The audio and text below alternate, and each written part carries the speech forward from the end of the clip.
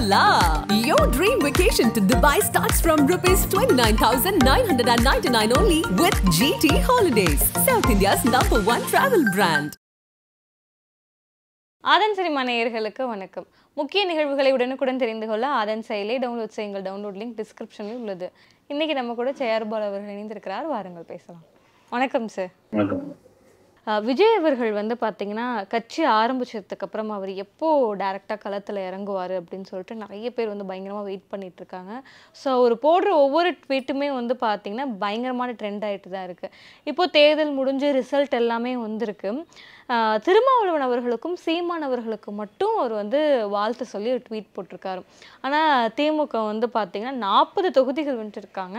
ஆனால் அதை பற்றி அவர் எந்த ட்வீட்டுமே போடலை. என்ன காரணம் சார்? திமுக சொன்ன மாதிரி ஒரு ஆளும் கட்சி, நீங்க ஆளும் கட்சியை எதிர்த்தால்தான் எதிர் அரசியல் பண்ண முடியுன்ற ஒரு எழுதப்படாத ஒரு இது இருக்குது. அதுதான் உண்மையும் கூட. அப்படி இருக்கும்பொழுது சீமானும் விஜயும் ஒரு கூட்டணி வந்து தொடர்ச்சியா விஜய் கட்சி ஆரம்பிச்சதுல இருந்தே அது போய்கிட்டே இருக்குது. வந்து சீமானம் வந்து போகிற இடம்லாம் சொல்லிட்டு இருக்காரு, என் தம்பி வரட்டும், எங்க கொள்கைக்கு ஒத்து போனா, என் தம்பியோட கொள்கைக்கு ஒத்து போனா நாங்க கூட்டணியில இருக்கிறோம் அப்படின்னு ஒரு விஷயம் இருந்தது. இப்ப கடந்த நாடாளுமன்ற தேர்தலில் நாம் தமிழர் கட்சிக்கு வந்து மாநில அங்கீகாரம் கிடைச்சிருக்குது, விடுதலை சிறுத்தைகள் கிடைச்சிருக்குது. குறிப்பா மாநில அங்கீகாரம் கிடைச்ச உடனே 2 கட்சிக்குமான ஒரு வாழ்த்தா சொல்லியிருக்கிறாரு. பட் இது வெற்றி பெற்றதுக்கான வாழ்த்தை தாண்டி இந்த மாநில அங்கீகாரம் கிடைச்ச வாழ்த்து சொல்லியிருக்காரு. திரும்பவும் என்ன சொல்லும் பொழுது வந்து வருகின்ற சட்டமன்ற தேர்தல் 2026 விஜய், சீமான், ஒருவேளை விடுதலை சிறுத்தைகள் இல்ல விஜய் பிரபாகரன் இந்த கூட்டணி சேரக்கூடிய வாய்ப்பு இருக்குமா அப்படின்ற ஒரு விஷயம் வந்துருக்கு.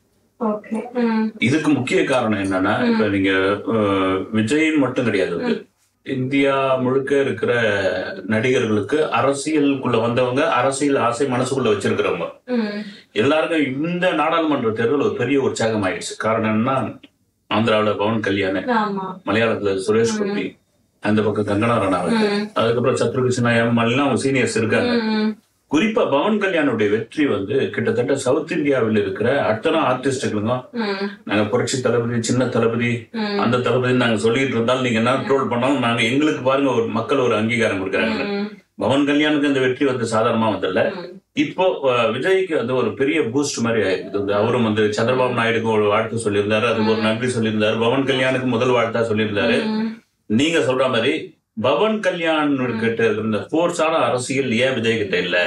எனக்கு காலையில கிடைச்ச தகவல் என்னன்னா, அந்த தமிழக வெற்றி கழகத்தினுடைய ரிஜிஸ்ட்ரேஷன், அதாவது வந்து மாநில தேர்தல் ஆணையம் வந்து அதுக்கு ஒரு அங்கீகாரம் கொடுக்கணும் இல்ல, அது எலெக்ஷன் டைம்னால அது பெண்டிங்ல வச்சிருந்தாங்க. யாராவது நிர்வாகிகள் எல்லாம் ஒரு பட்டியல் போட்டு கொடுத்துருக்காங்க, அதுக்கு வந்து அங்கீகாரம் கொடுக்கறதா சொல்லிட்டாங்க.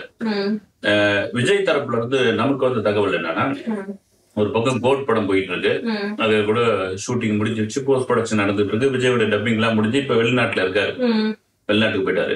இன்னொன்னு வந்து அடுத்த கடைசி படம் தளபதி 69 இருக்கு. அந்த படம் ஒருவேளை அரசியல் சம்பந்தமாக ஏதாவது ஒரு விஷயத்தை பேச ஆரம்பிச்சாலும், ஒரு போராட்ட களத்துல கலந்துக்கிட்டாலும், ஒரு மாநாடு போட்டாலும் இந்த 2 படத்துக்குமான பாதிப்பு ஏற்படும் அப்படின்ட்டு விஜயோடைய ஒரு எண்ணம் கண்டிப்பா நடக்கும். குறிப்பா விஜய் தயங்குறதுக்கான காரணம், ஏன்னா தொடர்ச்சியா விமர்சனம் வர்றது என்னன்னா, நீங்க வந்து எக்ஸ் வலைதளத்துல வந்து அரசியல் பண்ணிட்டு இருக்கீங்க, அப்புறமா அறிக்கை அரசியல் பண்ணிட்டு இருக்கீங்க, நீங்க போறதுக்கு பதில் புஷியானந்த அனுப்பிச்சு வைக்கிறீங்கன்ற மாதிரியான விஷயங்கள் தான். சரி, நம்ம வந்து அரசியல் களத்துக்குள் வரும்பொழுது கண்டிப்பாக ஒரு எதிர்வினை உண்டாகும். அந்த எதிர்வினை தனக்கான தான் நடிச்சிருக்கிற படத்திற்கு அந்த ப்ரொடியூசருக்கு பாதகமா மாறிடுவது. ப்ரொடியூசர் மட்டும் கிடையாது, அதை நம்பி இருக்கிற டைரக்டர், அதுல இருக்கிற ஆயிரக்கணக்கான தொழிலாளர்கள். ஏன்னா நீங்க வாரிசு துணிவு சமயத்திலே பாத்தீங்கன்னா இந்த தியேட்டர்கள் பிரச்சனை வந்தப்போ ரெட் ஜெயண்ட்டுக்கு வாரிசை கொடுக்கலன்னு ஸ்கிரீன்ஸ் கம்மி பண்ணாங்க. அதுக்கப்புறம் அது பெரிய விவாத பொருளாகி மீடியாக்கள் எல்லாம் பேச ஆரம்பிச்சு ரெண்டுத்துக்கும் பாதி துணிவுக்கும் வாரிசுக்கும் பிரிச்சு கொடுத்தாங்க. இந்த மாதிரியான ஒரு நிலைமை வந்துட போகுது. அதனால வந்து ஒரு அதிரடி அரசியல் விஜய் கிட்ட இருந்து எதிர்பார்க்கலாம் இந்த 2 படங்கள் முடிஞ்ச பிறகு. அதே மாதிரி விஜய் அவர்கள் வந்து டைரக்டா எப்போ களத்துல இறங்குவாரு சார்? இப்ப களத்துல அவர் இறங்கினாரு அப்படின்னா நிறைய விஷயங்கள், விமர்சனங்கள் எல்லாம் ஃபேஸ் பண்ற மாதிரி வரும். அதுக்கான ஒரு கேப்பபிளான ஆள் தானே அவரு? இல்ல, கண்டிப்பா எல்லாத்துக்கும் பதில் சொல்லிதான் ஆகணும். எதுக்குற அளவுக்கு அவருக்கான கேப்பபிள் இருக்கா? இல்ல, இருக்கு வச்சுதான் அவர் வந்து கலந்துக்கொள்ள, இதெல்லாம் தெரியாம வந்திருக்க மாட்டாரு. அவருக்கு பின்னாடி வந்து சில மூத்த IAS அதிகாரிகள், ஒரு அரசியல் தலைவர் எல்லாம் பின்னணியில இருக்கிறதா சொல்றாங்க. மேபி அவங்களுடைய ஆலோசனை, அவங்க சீனியர்ஸ் இல்லைங்களா, அவங்க வந்து ஒரு வடிவமைச்சிருப்பாங்க. இந்த நேரத்துல போய் பேசுங்க தம்பி, இந்த நேரத்துல வந்து அறிக்கை கொடுங்க, ஏன்னா தனியால முடியாது. கண்டிப்பா வந்து அவர் அரசியல் களத்துக்குள்ள புதுசு, அப்படின்னு சீனியர்ஸோடைய ஆலோசனை இருக்கலாம். கண்டிப்பா இந்த நேரத்துல இதை பேசுங்க, நேரத்துல உங்களுக்கு மாநாடு இருக்கட்டும், இந்த பிரச்சனையை எடுத்து நீங்க பேச ஆரம்பிங்க. நீங்க இன்னைக்கு வந்து பவன் கல்யாண் வந்து 21 தொகுதியில சட்டமன்ற தொகுதியில் 21 அடிச்சிருக்காங்க அப்படின்னா அது சாதாரணமா வந்து நீங்க பவன் கல்யாண் வந்து சிரஞ்சீவியோடைய தம்பி. அவர் வந்து திரையில வந்து அறிமுகமாகும் போது விமர்சனம் என்ன வருதுன்னா, சிரஞ்சீவின்னு ஒருத்தர் இருக்கிறதுனால தான் அவர் தம்பி ஈஸியா உள்ள வராருன்னு போது அண்ணனுடைய இதுவே வேணான்னு அடுத்து ஒரு 2 படத்துல வந்து முடிவு பண்றாரு. வேணா நீ வேணாம் நானே பாத்துக்கிறேன் அப்படின்னு. ஆனா பவனுக்கு வந்து ஒரு பெரிய ஃபேன்ஸ் உருவாகுறாங்க. சிரஞ்சீவி வந்து பிரஜாராஜ்யம்னு ஒரு கட்சி ஆரம்பிக்கிறாரு வந்து ஆந்திராவில் வந்து பெரிய மாஸ் வந்து கொண்டு வந்து சேர்க்குது. அடுத்த சிஎம் வந்து சிரஞ்சீவி தான்றாங்க. அப்புறம் வந்து திருப்பதியில வந்து போட்டிடுறாரு. திருப்பதியில போட்டியிருப்போ கட்டுக்கடங்காத ஒரு கூட்டம் வந்து முக்கியம் வந்து பாத்தீங்கன்னா டெபாசிட் எடுக்கிறாரு சிரஞ்சீவி. இங்க சென்னையில ஒரு பிரஸ் மீட்ல சொல்றாப்புல, பார்க்க வரவங்க வந்து வெறும் ரசிகர்கள் மட்டும்தான், அவங்க ஓட்டு போடுவாங்கன்னு நம்ப முடியாது. ஆனா அந்த கட்சியை கலைக்கிறேன், அரசியலே வேண்டாம். நேரம் கூட ரஜினியோட முடிவுக்கு அப்பவே வந்தாச்சு. இவர் ஜனசேனா ஆரம்பிக்கும் பொழுது சிரஞ்சீவி சொல்ற ஆலோசனை அதுதான். நல்லா போயிட்டு இருக்கு சினிமா கேக்குது, படம் பண்ணு, வருஷத்துக்கு ஒரு 4 படம் பண்ணு, நல்ல சம்பளம் வாங்கு, இப்படியா வண்டியை ஓட்டு ஏன் அப்படின்னு. இல்ல நான் என்னால பண்ண முடியும், இந்த மக்களுக்கு ஏதாவது செய்ய முடியும், இவ்வளவு பேர் அன்பு இருக்கும்போது நான் வந்து கட்சியில செய்ய முடியும் அப்படின்றாரு. ஆனால் கடந்த தேர்தலில் இந்த ஜனசேனா டெபாசிட் ஆகுது. இந்த தேர்தல்ல புல் ஸ்பிங்கில் அடிக்குது. இதுதான் விஜய்க்கும், இந்த நம்பிக்கை தான் விஜய்க்கும் வந்து ஏற்பட்டிருக்கு. பவன் கல்யாண் அண்ட் சிரஞ்சீவி இவங்களுடைய பாண்டிங் பற்றி சொல்லுங்கள். ஏன்னா ஜெயிச்சதுக்கு அப்புறம் வந்து பார்த்தீங்கன்னா சிரஞ்சீவி அவர்கள் வீட்டுக்கு போயிட்டு காலில் விழுந்து ஆசீர்வாதம் வாங்கினாரு. ஸோ அந்த வீடியோ வந்து பார்த்தீங்கன்னா பயங்கர ட்ரெண்ட் ஆச்சு. ஸோ அதை பற்றி சொல்லுங்கள். இல்லை, முதல்ல வந்து சிரஞ்சீவியோடைய ஒரு சினிமா வாழ்க்கையை சுருக்கமாக சொல்லணும் அப்படின்னா வந்து நீங்கள் ஆரம்பகட்ட காலத்தில் ஒரு 4 ஃபேமிலி தான், இன்னைக்கு வரைக்கும் கூட அது சரி, அன்னைக்கும் சரி இன்னைக்கு சரி, தெலுங்கு சினிமாவே ஒரு 4 ஃபேமிலி தான் கட்டியாண்டுகிட்டு இருக்கு. நெப்போட்டிசத்துடைய உச்சம் வந்து நம்ம பாலிவுட் சினிமா சொல்றோம், அதை தாண்டிய உச்சம் வந்து தெலுங்கு சினிமா தான். நீங்க என் டி ராமாராவுடைய ஃபேமிலி, நாகேஸ்வர ராவ், ராமாநாயுடு, சிரஞ்சீவி, இந்த 4 ஃபேமிலி இருந்து ஆரம்ப கட்ட காலத்துல வந்து இவர்களை தவிர இந்த ஒரு 3 என் டி ராமாராவ், ராமாநாயுடு, நாகேஸ்வர ராவ், அதான் நாகார்ஜுனா, நாக சைத்தன்யா, இந்த பக்கம் ராமாநாயுடுல இருந்து வெங்கடேஷ், இப்போ ராணா, தாத்தாவோட பேர் வச்சிருக்காங்க. அங்க என்டிஆர் ஃபேமிலியில தெரியும், ஹரிகிருஷ்ணா, பாலகிருஷ்ணா, ஜூனியர் என்டிஆர்னு. அப்ப மெட்ராஸ்ல பிலிம் இன்ஸ்டியூட் படிச்சுட்டு 80களில் ஒரு பையன் வராப்புல, ஒரு யங்ஸ்டர் வராரு. வந்த உடனே அவருடைய டான்ஸ் ரொம்ப பிரமாதமா பேசப்படுது.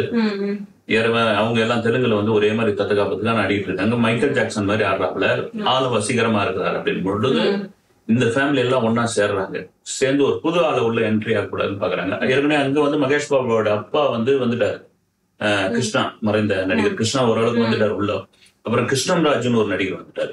அவர் யாருன்னா பிரபாஸோடைய பெரியப்பா, அவர் வந்துட்டாரு. இதுக்கிடையில என்ன பண்றாங்க, சிலர் வந்து நல்லா இருக்கிறான், அந்த பையன் நல்லா வருவான், யார சிரஞ்சீவி, உனக்கு ஒரு பேக்ரவுண்ட் வேணும் அப்படின்னு மட்டும்தான் அல்லு ராமையா அவருடைய மகளை திருமணம் பண்றாரு. அவங்கதான் சுரேகா. அல்லு ராமையார்னா அல்லு அர்ஜுனுடைய தாத்தா. இப்ப என்ன ஆயிட்டு, அல்லு ஃபேமிலிக்குள்ள வராது. இந்த பின்புலம் தான், இதுல இருந்து வரவர் தான் வந்து பவன் கல்யாண். இன்னைக்கு சிரஞ்சீவி ஃபேமிலியில இருந்து 18 ஹீரோ இருக்காங்க. அவங்க சகோதரிகள் மக, அண்ணன் மக எல்லாம் சேர்த்து வந்து பவன் கல்யாண் இப்படிதான் உள்ள வராரு. வந்து இந்த தன் அண்ணனுடைய நிழல்ல, அண்ணனுடைய இதுல வந்தது வந்து அவங்க ஃபேமிலி இன்னும் வந்து ஒரு கூட்டு குடும்பமாவே இருக்காங்க. சிரஞ்சீவியோடைய சகோதரிகள் இருந்தா கூட அதுல வருண் தேஜ் அது இதுன்னு நிறைய பேர் வந்திருக்காங்க.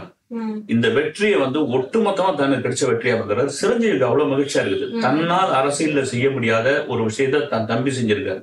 இவ்வளவு பெரிய மாஸ் இருக்குது அப்படின்னு அந்த குடும்பமே அது வந்து எப்படின்னா, ஒரு பப்ளிசிட்டி தாண்டி ஒரு எமோஷனல் தான் வந்து கனெக்ட் ஆகுது. போயிட்டு விசில் அடிக்கிறதும், இது பண்றதும், மாலை போடுறதும், ஒவ்வொரு காலையும் விழுந்து கும்பிடுறதும், அதுதான் வந்து ஒரு என்னன்னா, நீங்க மம்முட்டி சொன்ன மாதிரிதான் வந்து நாங்க வந்து எங்க முதல்வரை வந்து தரையில தேடுறோம், நீங்க எல்லாம் திரையில தேடுறீங்க அப்படின்னு. தமிழ்நாடு ஆகட்டும், ஆந்திரா ஆகட்டும், அது திரையில், அப்படி திரையில் தான் தேடுவாங்க இந்த மக்கள் அப்படின்னு பொழுது இதை ஒதுக்கிடுவாங்க அப்படின்னு பார்த்தா, தன் தம்பிக்கு இப்படியாப்பட்ட ஒரு வரவேற்பு இந்த ஆந்திர மக்கள் கொடுத்துருக்காங்க பொழுது அது அவருக்கு கிடைச்ச பத்தி தான். ஏன்னா பவன் கல்யாண் அதுக்கான உழைப்பு அவ்வளவு போட்டிருக்காரு. பவன் கல்யாணுக்கு எந்த இடத்துல ஒரு டேர்னிங்கா, ஒவ்வொரு மனுஷனுக்கு ஒரு திருப்பு முனைன்னு ஒண்ணு வரும் இல்ல, அது என்ன ஜெகன்மோகன் ரெட்டியால தான் வந்து. ஜெகன்மோகன் ரெட்டி சந்திரபாபு நாயுடு அரெஸ்ட் பண்ணாமல் இருந்திருந்தால், அவரு அலுவலகங்க வீடுகளை ரெய்ட் பண்ணாம இருந்திருந்தா, பவன் கல்யாண் அதே லெவலில் தான் இருந்துப்பாரு. சந்திரபாபு நாயுடு அரெஸ்ட் பண்றாரு, உள்ள வைக்கிறாரு, பவன் கல்யாண் போய் சந்திரபாபு நாயுடைய மகனை மீட் பண்றாரு, பாலகிருஷ்ணா மீட் பண்றாரு, நான் உங்களுக்கு ஆதரவா நிக்கிறேன்னு சொல்லும் பொழுதுதான் ஒட்டுமொத்த ஆந்திர மக்களும் பவன் கல்யாண் மேல வந்து வராங்க. அதுக்கப்புறம் அந்த தேர்தல் பரப்புரை ஒரு இதுல கூட பேசிருப்பாரு, ஜெகன் உங்களுக்கு சொல்லிக்கிறேன் நான் வந்து இதோட அராஜகத்தை நிறுத்திக்கோ அப்படின்ற மாதிரியான ஸ்பீச் எல்லாம் வந்து ஒட்டுமொத்தமா சேர்ந்து ஆந்திர மக்களுக்கும் வந்து ஒரு என்ன சொல்றது வந்து வேற ஒரு ஆட்சி வேணும், சந்திரபாபு நாயுடு பாத்துருக்காங்க. அதுல வந்து ஃபுல் ஸ்பிங்கா அடிச்சது. இப்ப கூட நீங்க ஜெகன்மோகன் ரெட்டி கூட ஒரு இன்டர்வியூ கொடுத்திருப்பாரு, நான் நல்லதுதான் பண்ணேன், நான் எதுவும் கான்ட்ரவர்சியா பண்ணல, நான் எந்த ஊழலும் பண்ணல, ஆனா மக்கள் ஏன் அதை தூக்கி போட்டாங்கன்னு தெரியல, பவன் கல்யாணுக்கு வாழ்த்துக்கள் அப்படின்னு சொல்லும்போது இது மாதிரி உங்களுக்கு வாழ்த்து சொல்லியிருக்கிறாரு. இதை பத்தி என்ன நினைக்கிறீங்க? அவர் பவன் கல்யாண் கிட்ட கேட்கும்போது குட் பை ஜெகன் அப்படின்னு சொல்லிட்டு அவர் பாட்டு போயிட்டே இருப்பார் வார்த்தை. இந்த அரசியல் மாற்றம் பவன் கல்யாண் வந்ததுதான் தென்னிந்திய சினிமாவில் குறிப்பாக விஜய்க்கும் விஜய் கட்சியினர் டிவிக்கும் ஒரு பெரிய உற்சாகத்தை கொடுத்தது. சந்திரபாபு பதவி ஏற்புக்கு யார் யாரெல்லாம் போவாங்க சார்? விஜய் அவர்கள்லாம் போவாரா? இது நிச்சயமா ரஜினிகாந்துக்கான அழைப்பு இருக்கும். மோடி கலந்துக்கிறாரு, ரஜினியும் சந்திரபாபு நாயுடும் வந்து நண்பர்கள். NTR-உடைய நூற்றாண்டு விழா விஜயவாடால நடந்தப்போ அவர் சொன்ன ஸ்பீச் தான் வந்து NTR புகழ்ந்து பேசினாரு. அதோட போயிட்டு இருக்கலாம். 2047 எப்படி ஹைதராபாத் இருக்கணுமோ அதை வந்து முன்கூட்டியே வந்து உருவாக்குனவர், இந்தியாவினுடைய இன்னொரு சுவிட்சர்லாந்தா அதை மாத்தணும்னு நினைச்சவர் அவரு. அவருக்கு ஒரு வாய்ப்பு கொடுக்குன்னு ஏறக்குற ஒரு பிரச்சாரமே பண்ணாரு. அதுக்கு எதிர்வனியா ரோஜாலாம் வந்து ரஜினியை தாக்கி எல்லாம் பேசினாங்க. அப்புறம் நகரில இப்ப ரோஜா வந்து 45,000 ஓட்டு வித்தியாசம், அதாவது வரலாறு காணாத வித்தியாசமா இருந்தது, அதுல தோத்து போயிட்டாங்க. கண்டிப்பாக ரஜினிக்கு இருக்கும். இப்ப அந்த உடனே ஒரு வாழ்த்து சொன்னாரு விஜய். அதனால விஜய்க்கும் அழைப்பு இருந்தாலும் ஆச்சரியப்படுத்தல. விஜய் போனார்னா இன்னும் ஒரு வலுவான ஒரு இதுவா வந்துடும், அந்த கட்சிக்கு வந்து ஒரு பலமான ஒரு நம்பிக்கை வந்துடும். அஜித் அவர்களுடைய குட் பேட் அக்லியோட ஃபர்ஸ்ட் ஷெடியூலோட லாஸ்ட் டே ஷூட்லாம் முடிஞ்சிருக்கு. ஸோ என்னென்ன போர்ஷன்லாம் இப்போதைக்கு முடிச்சிருக்காங்க சார்? அங்க ராமஜிராவ் பிலிம் சிட்டியில் தான் நடந்திருக்குது. ராமஜிராவ் பிலிம் சிட்டியோட நிறுவனர் என்று காலமாயிட்டாரு வந்து. ஒரு கிட்டத்தட்ட ஒரு அது திரைப்பட நகரம் கிடையாது, ஒரு ஊரையே வந்து உருவாக்கி வச்சிருக்காரு. 2500 ஏக்கர்னு நினைக்கிறேன். அப்படியாப்பட்ட ஒரு பிரம்மாண்டமான, நீங்க சொல்லுவாங்க வெறும் கை, பங்களாதேஷ்ல ஒரு காயலாங்கடை ஒண்ணு இருக்குது, வேர்ல்டுலயே இருக்கும். இதுதான் சும்மா வெறுங்கையோட பணத்தோட போனோம்னா திரும்ப வரும்போது ஒரு லாரியே கொண்டு வந்துடலாம். இருக்கிற பார்ட்ஸ் எல்லாத்தையும் ரெடி பண்ணிட்டு வெளியே வரும்போது டாக் ஆகுது. அதுதான் வேர்ல்டுல பெரிய காயலாங்கடை. அது மாதிரி இங்க ராமஜிராவ் பிலிம் சிட்டிக்கு நீங்க ஒண்ணுமே இல்லை, பணத்தோட போனோம்னா வெளியே வரும்போது படத்தோட வெளியே வரலாம் அப்படின்னு அவ்வளவு வசதிகள் உள்ள இருக்குது. வந்து ஒரு 2, 3, 4 5 ஸ்டார் ஹோட்டலே உள்ள இருக்கு. அது ஒரு திரைப்பட நகரம் தாண்டி ஒரு ஊர். அது அதனுடைய அதிபர் இறந்துட்டாரு. மேபி அஜித் அஞ்சலி செலுத்திட்டு கூட திரும்ப வரலாம். நீங்க சொல்ற மாதிரி லாஸ்ட் ஷெட்யூல், இந்த ஷெட்யூலோட லாஸ்ட் நாள் வந்து ஒரு சாங்கோட அதை முடிச்சிருக்காங்க. ஆக்ஷன் போர்ஷன் சிலது எடுத்திருக்காங்க, ஒரு சாங் எடுத்து முடிச்சிருக்காங்க. இந்த லாஸ்ட் டே அப்படின்னு பொழுது இந்த இடைப்பட்ட ஒரு 10 நாளோ 15 நாளோ விடாமுயற்சிக்கு அவர் டேட் கொடுத்திருக்காருன்னு நினைக்கிறேன். ஏன்னா அது சம்பந்தமா எதுவும் இல்லை. ஏன்னா விடாமுயற்சிக்கு ஒரு டேட் கொடுத்து அது கிட்டத்தட்ட ஒரு 10% 15% தான் ஒன்னும் பாக்கி இருக்குது. ஒரு 12 நாள் அஜித் அவர்களுக்கு கால் ஷீட் இருந்ததுன்னா அதை முடிச்சிடலாம் அப்படின்ட்டு வெயிட் பண்ணிட்டு இருக்காங்க. மேபி இந்த லாஸ்ட் டே அதுக்குதான் முடிச்சுட்டு சென்னை வந்து அஜர்பைஜான் போறாரா, இந்த விடாமுயற்சியோட அடுத்த கட்டம் ஷூட் ஆரம்பிக்குதான்னு தெரியல. ஏன்னா கண்டிப்பா ஏன்னா இவ்வளவு தூரம் கொண்டு வந்துட்டாங்க, முக்கால்வாசி கணக்கு தாண்டி ஆயிடுச்சு. அஜித் கால் செட் தரேன்னு சொல்லிட்டாரு. அஜர்பைஜான்ல அந்த செட் ஒர்க் எல்லாம் முடிச்சுட்டாங்க, கிளம்பி போயிட்டாருன்னா படம் அது இவருடைய போர்ஷன் கம்ப்ளீட் வந்து அதுக்கப்புறம் வந்து போஸ்ட் ப்ரொடக்ஷன் அவங்களுடைய ஐடியா வந்து தீபாவளி, ஒருவேளை படம் முடிஞ்சிச்சுன்னா தீபாவளிக்கு கங்குவாவும் வர இருக்குது. அதனால கிளாஷ் ஆகுமா என்னன்னு தெரியல. அதே மாதிரி பிரேமலு படத்துடைய ஹீரோ தான் வந்து பாத்தீங்கன்னா அஜித் அவர்களுடைய மகனா இந்த படத்துல நடிக்கிறாரு அப்படின்லாம் சொல்றாங்க, உண்மையா சார்? அது வந்து அபிஷியலா இன்னும் எதுவுமே அனௌன்ஸ்மெண்ட் பண்ணலாம். எல்லாமே வந்து அன்அபிஷியலா வந்துகிட்டு இருக்கு. மேபி இருக்கலாம். இன்னைக்கு பரபரப்பா பேசின படங்கள், வெற்றி பெற்ற படங்கள், மஞ்சுமல் பாய்ஸ்க்கு நடிச்ச சில நடிகர்லாம் கூட விஜய் 69 படத்துல நடிக்கிறதா ஒரு பேச்சுவார்த்தை எல்லாம்.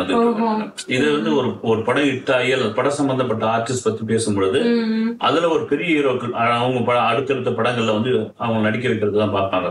ஏன்னா அது வந்து அவங்க வியாபாரத்திற்கும் இந்த படத்துக்கு சம்பந்தமான ப்ரொமோஷனுக்கு அது பெரிய அளவுல உதவியா இருக்கும். நீங்க கருடன் படத்துல பாத்தீங்கன்னா உன்னி முகுந்தன் கேரக்டர் வந்து ஒரு பெரிய பலமா அமைஞ்சதுனால அந்த படம் வந்து ஹிட் ஆச்சு. மேபி அந்த பிரேம்லு நடிகர் வந்து நடிக்கிறதுக்கான வாய்ப்புகள் இருக்கு. தக் லைஃப் படத்துல வந்து பாத்தீங்கன்னா சிம்பு அவர்களுக்கும் கமல் அவர்களுக்கும் ஃபைட் சீன்லாம் இருக்குது அப்படின்லாம் சொன்னாங்க. ஸோ அந்த படத்தோட அப்டேட் பத்தி எங்களுக்கு சொல்லுங்க.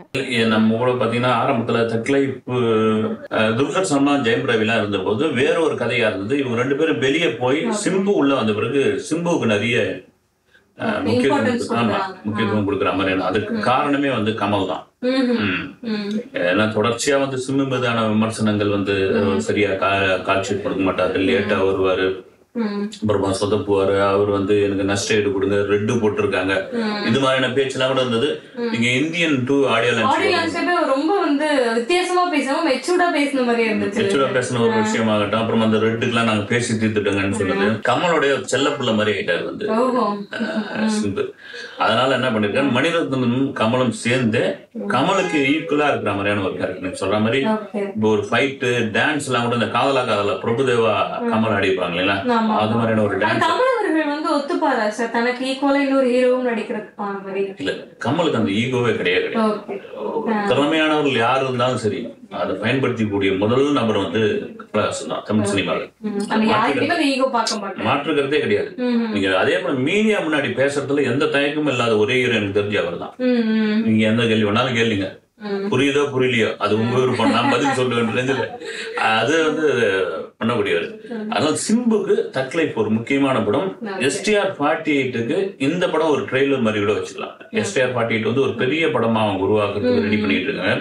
அதனுடைய பட்ஜெட், அதுக்கு வந்து ரிஹர்சல், அப்புறமா வந்து இந்த ப்ரொடக்ஷன், ப்ரீ ப்ரொடக்ஷன் வாங்கல, இந்த மாதிரியான வேலைகள்லாம் நடந்திருக்கு.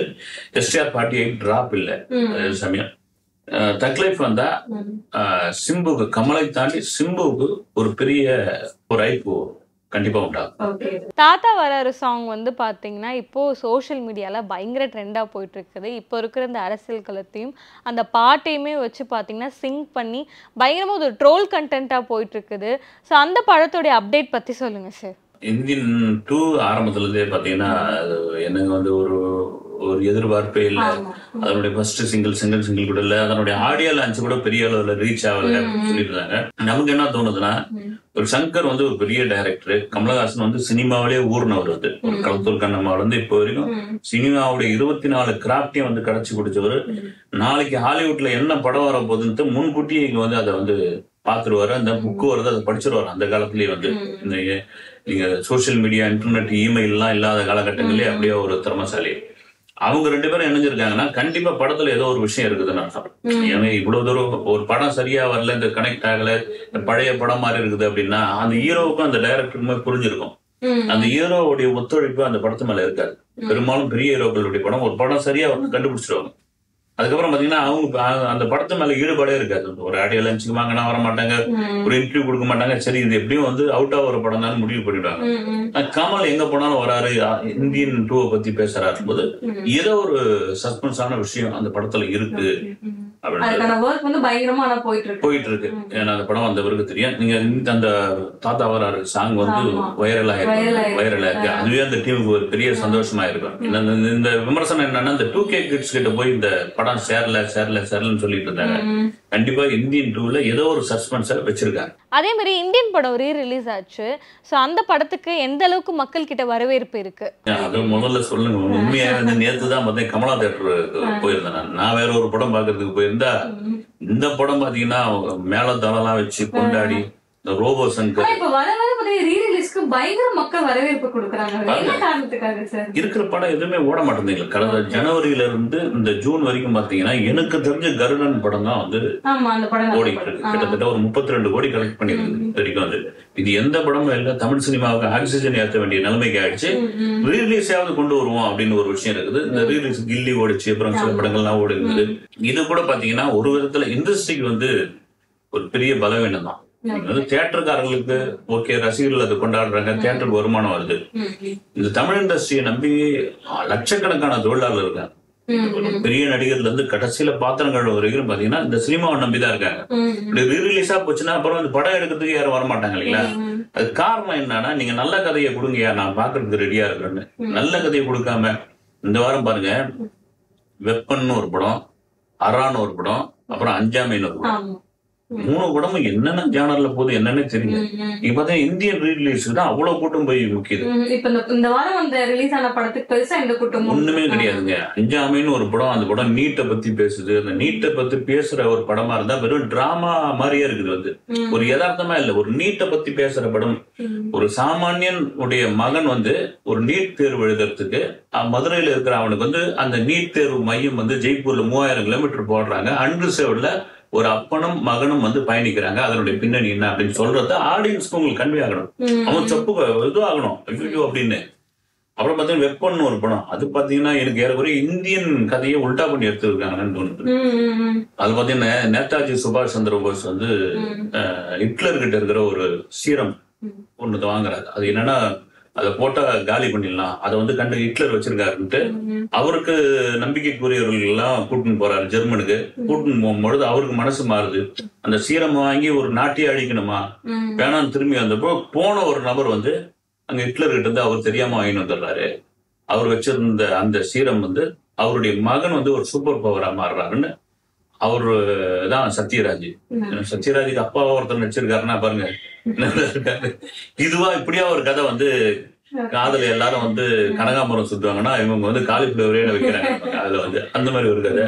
அரான்னு ஒரு படம் வந்து மோகன் 16 வருஷத்துக்கு அப்புறம் திரும்ப வந்திருக்காருன்னு அதையும் போய் பார்த்தா கொடுமையிலும் கொடுமை வந்து மோகன் ராமராஜன் எல்லாம் வந்து இந்த பருத்தி முட்டை குடோன்லயே இருந்திருக்கலாம் போல இருக்குதுன்ற ரேஞ்சில வந்து விட்டுட்டு இருக்கலாம். ஏன் இவங்க வந்து திரும்ப வந்து ராமராஜன் அப்படிதான் வந்து நடிச்சா 50 படம் ஹீரோவா தான் நடிப்பேன், இல்ல நடிக்க மாட்டேன்னு சொல்லி ஒரு சாமானியன் ஒரு படம் வந்து அதை விட்டு தலுங்க முடிஞ்சு போச்சு. இவரும் அது மாதிரிதான் ஏகப்பட்ட கண்டிஷன் எல்லாம் போட்டு இதெல்லாம் பண்ணி இந்த கதையை சரி இந்த கதைக்கு வந்து பவுண்டட் ஸ்கிரிப்ட் கொடுங்க, அதை பண்ணுங்க இதை பண்ணுங்க. மோகன் ஏதோ ஒரு ரைட் ஒரு பிரமாதமான ஒரு கதையை தேர்ந்தெடுத்துக்கிறாரு போல. கதை வந்து இந்த தண்ணீர் ஆகி பஞ்சர் ஆகி போனா ஓடு தெரியுங்களா, அலைஞ்சி அலைஞ்சி அலைஞ்சி போய் எங்கேயாவது புளிய மரத்துலயே துளியும் போதும். அந்த மாதிரி கதை இந்த படம் ஆரம்பிச்சது முடிக்குது. மறுபடியும் பாத்தீங்கன்னா நீங்க சொல்ற மாதிரி ரீ ரிலீஸ் தான், இந்தியன் ரீ ரிலீஸுக்கு தான் திரும்பவும் போறாங்க. இந்தியன் தாத்தா எப்படி இருப்பாருன்னு பாக்குறாங்க. ஏறக்குறைய இந்தியன் 2க்கான ஒரு ட்ரெய்லர் மாதிரி தான். 2K கிட்ஸ்க்கு இது ஒரு முன்னோட்டம் மாதிரி வந்து இல்ல ஐடியா பண்ணி தான் அதை பண்ணிருக்காங்க. அந்த ஐடியா பண்ணி தான் பண்ணிருக்காங்க. அவ்வளவு பெரிய வரவேற்பு அந்த இதுக்கு அந்த படத்திற்கு. இந்த ரீரிலீஸ் தொடர்ந்ததுன்னா நல்லா இருக்கு. ஏன்னா ஜூன் 22 விஜயோட பர்த்டேக்கு துப்பாக்கியும் போக்குரி ரிலீஸ் ஆக போகுது. துப்பாக்கி கன்ஃபார்ம் ஆயிடுச்சு. அப்புறம் பாத்தீங்கன்னா அப்ராட்ல மாஸ்டர் படம் ரிலீஸ் பண்ண போறாங்க. ரிலீஸ் கலாச்சாரம் ட்ரெண்ட் ஆயிடுச்சு. அது இண்டஸ்ட்ரிக்கு ஆரோக்கியமான ஒரு விஷயம் கிடையாது. இப்போ அந்த அளவுக்கு படங்கள் எதுவும் பெருசா ஹிட் ஆகலை அப்படின்னாலுமே செப்டம்பர் மந்த்துக்கு அப்புறம் வந்து பார்த்தீங்கன்னா அமரன், கோட், வேட்டைன்னு சொல்லிட்டு பெரிய பெரிய ஹீரோஸோடைய படம்லாம் வரப்போகுது.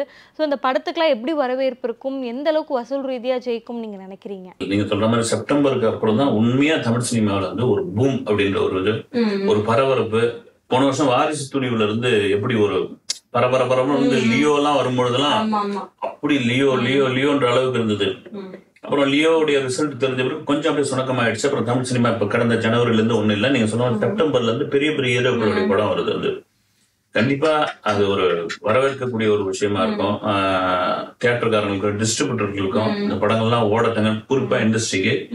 இதையெல்லாம் தாண்டி என்னதான் பெரிய ஹீரோவாக இருந்தாலும் கண்டென்ட் ஒரு விஷயம் இல்லைங்களா, அது கரெக்டா இருந்தா நாங்க கொண்டாடுவோம், நாங்க பார்ப்போம் அப்படின்னு தான் தமிழ் ரசிகர்கள் தெளிவா இருக்கிறாங்க. இப்பதான் வந்து அரண்மனை 4 வந்து ரிலீஸ் ஆச்சு. அடுத்தது வந்து பாத்தீங்கன்னா காஞ்சனா 4 வரப்போகுது அப்படின்ட்டு ஒரு அனௌன்ஸ்மெண்ட் கொடுத்துருக்காங்க. ஸோ இந்த படம் எப்படி இருக்கும்? ஒருவேளை பேய் படம் அப்படின்னாலே மக்கள் அதை வந்து விரும்பி பாக்குறாங்களா சார்? இல்ல இது என்னன்னு புரியல. ஒரு 1, 2 எடுத்துட்டு இப்ப அரண்மனை படத்தையே பாத்தீங்கன்னா 1வது பாகத்தோடு முடிஞ்சு போச்சு. அதுக்கப்புறம் 2, 3, 4 கூட பாத்தீங்கன்னா அவங்களா சொல்றாங்க 100 கோடி 150 கோடி. ஓகே, அவங்க ப்ராடக்ட் அவங்க வந்து ஒரு விஷயம் வந்து ஒரு படம் எனக்கு இதுதான் புரியல வந்து. நான் பொதுவாகவே சொல்றேன், நீங்க சொல்லிங்க அதாவது வந்து தியேட்டர்ல 5 பேர் உட்கார்ந்தா கூட மறுநாள் வந்து தினத்தஞ்சில வெற்றி நடை போடும், பிளாக் பஸ்டர், குடும்பம் கொண்டாடும்ன்ற விளம்பரம் அவங்க சொந்த ப்ராடக்ட் அது பண்ணிப்பாங்க, அவங்க காசு கட்டுறாங்க. ரைட்டு, யதார்த்தம்னு ஒண்ணு இருக்கு. இது அரண்மனை ஓடிச்சு, காஞ்சனா 4 இதுவாச்சு, அது ஓடிச்சு, இது ஓடிச்சுன்னு சொல்றாங்க. அது சம்பந்தமான ஆட்கள் வெளியே பேசணும் வந்து. நீங்க ஒரே ஒரு உதாரணம் வந்து ஒரு நேற்று வந்து ஒரு ஹோட்டல்ல போய் சாப்பிடும்போது கருடன் படத்தை பத்தி பேசிட்டு இருக்காங்க. இதுதாங்க வெற்றி வந்து. நீங்க பொதுஜனம் பேசும் பொழுதுதான் அந்த படம் வெற்றி படமா மாறுது. நீங்க என்ன வேணாலும் சொல்லிக்கலாம், ஓகே அரண்மனை 4ன்னு அவங்க வியாபார ரீதியா ரைட் பண்ணிருக்காங்க, இது பண்ணிருக்காங்க. அப்புறம் அது பை எடுக்க போறாங்க அப்படின்னா ரைட்டு, மக்கள் வந்து அந்த அளவுக்கு வறட்சியா இருக்கிறாங்க அப்படின்னு ஒரு இதுவும். காஞ்சனாவை ஏற்கனவே பார்த்தாச்சு வந்து, பார்த்து சலிச்சு இந்த பேயும் லாரன்ஸையும் பிடிக்க முடியாத அந்த அளவுக்கு ஆயிடுச்சு. அது என்ன ஆகுதுன்னு தெரியல. மக்களுடைய ரசனையை புரிஞ்சிக்க முடியாது, மக்களுடைய ரசனையே புரிஞ்சிக்க முடியாது. அது சொன்ன ஒரு பழைய டைரக்டர் ஒருத்தர் வந்து சொன்ன தகவல் தான். பூஜை போடுற அன்னைக்கு இந்த படம் 100 நாள் ஓடணும்னு கடவுள் எனக்கு ஒரு வரம் கொடுத்தாருன்னா பெருசா இருக்கும் அப்படின்னு சொன்ன மாதிரி இப்ப எதையுமே நம்ம கணிக்க முடியல. அதே சமயம் பார்த்தீங்கன்னா மஞ்சுமல் பாய்ஸ் மாதிரி, பிரேமலு மாதிரியான மலையாள படங்களையும் ஒரு பங்கு கொண்டாடிட்டு இருக்காங்க வந்து. நிறைய கேள்விகளுக்கு ரொம்ப ஒரு தெளிவான விளக்கத்தை கொடுத்துருக்கீங்க. நன்றி சார்.